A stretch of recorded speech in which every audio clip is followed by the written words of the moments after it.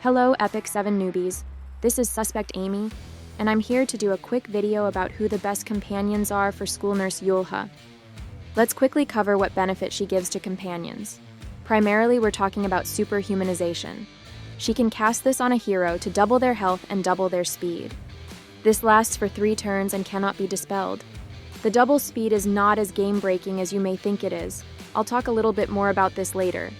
But the double health is pretty insane, since we have so many units that either scale their damage based on their health, or who you need to eliminate quickly before they cause trouble, and Yulha just throws a huge wrench into things. Before we dive into the tier list, let's get 2 things out of the way. First is, I've seen some people theory crafting around using Aram to reset Yulha a second time, so that you're on the battlefield with 2 superhumanized heroes. This is not possible. Her S3 cannot have its cooldown reduced, so throw that idea in the trash. Second is, let's talk about who you should use to counter her. In my opinion, Mirror Witch is amazing against Nurse Yulha. Her block debuff just makes Yulha completely worthless. Even the auto-cleansing passive that Yulha gives is negated by this.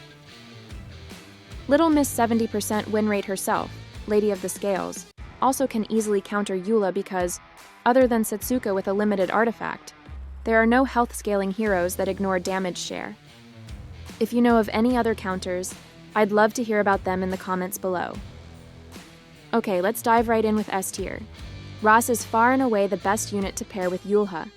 He's a unit where it's already very hard to tank his S3, and taking him off the field is a chore. This just makes both of those scenarios twice as difficult. Urban Shadow is a clear number 2 in my book, because she's one of the fastest units in the game. This makes her one of the rare units who can take advantage of the double speed. With her injury mechanic and how dominant the tanky meta is, having Chu hitting harder at double speed is a guaranteed win. Setsuka is here because she's already a high-end meta unit who could be a counter against Lady of the Scales, with the photogenic artifact. Having her hit harder on every counter as well as her crazy Bewitching Blossom attack sounds insane to me. Bellion is already insanely strong in the current meta, and her 3F procs being even more devastating would be very hard for any team to deal with. Blood Moon Haste was just about out of the RTA meta, not even making it onto most people's tier lists last season. Nurse Yulha just catapulted this guy back into S tier. Haste is one of those heroes that you need to focus on removing from the battlefield first, or else he'll make your life a living hell, and with superhumanization, that task becomes impossible. Blooming Litica surprisingly makes the S tier based on my testing, because she scales off of both speed and health, making her a double threat alongside Nurse Yulha. She's pretty easy to build, and the double speed pretty much guarantees she'll do 100% defense penetration on her S3. I'm able to delete tanky units even on complete misses. Now, let me talk about this double speed mechanic and why it's not as great as everyone may think. The issue is that most speed scaling units like Renak or Last Piece Karin will go before Yulha, use all of their skills, then be worthless for a few turns. Superhumanization will usually wear off before their cooldowns are reset again, making the buff useless.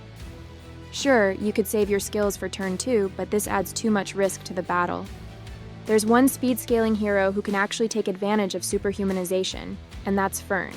Her kit being counter-based and unlocking her S3 over time was almost made for this buff. The only reason she's A tier and not S tier is because her S3 cooldown is a tad long, and it's possible that superhumanization wears off before she can use it. This can be resolved by making Fern faster than Yulha, or by Fern triggering at least one counterattack, which requires some additional setup. The rest of the heroes in A tier are just very, very strong meta heroes in RTA, and they just get stronger. In B tier, we have all of the Earth health scalers that hit very, very hard, but also have the ability to trigger Young Senya.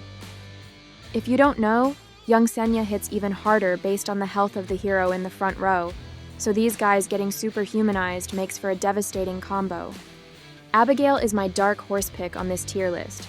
She has an exclusive equipment to make her S1 hit incredibly hard, and her curse allows your team to delete units behind Boss Arunca. I actually just changed my Guild War defense to be Fern with Abigail protecting Nurse Yulha. I'm excited to see how this team performs next week. Post in the comments who you'd use to take down this defense. I feel like this will be hard to beat. I'll show builds for these 3 heroes at the end of the video. Shu and Stark both have 3 active attacks, and all 3 attacks scale on health. They both also have extra attacks or counter attacks built into their kit, so these two can make Yulha's buff really go the extra mile. These C-tier units are strong, but they require a lot of setup or stupid mistakes by your opponent in order to maximize their full potential with superhumanization. Harsetti should probably be higher. She can hit incredibly hard and is an S-tier control unit.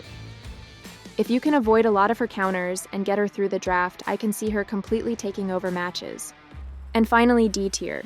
Cecilia has 3 health scaling attacks, but her damage isn't anywhere near what other tanks can do. Dark Corvus can already delete probably 90% of the units in the game with his S3, so making that hit harder seems to be a bit overkill.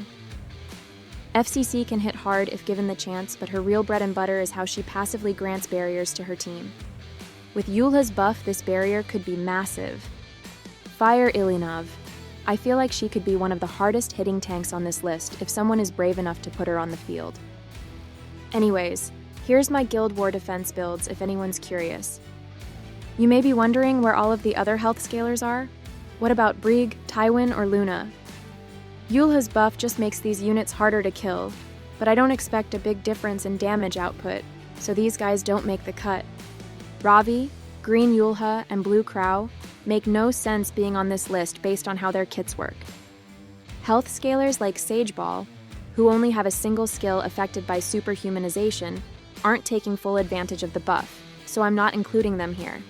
That's all I have today. Thanks for watching my video. Bye everyone.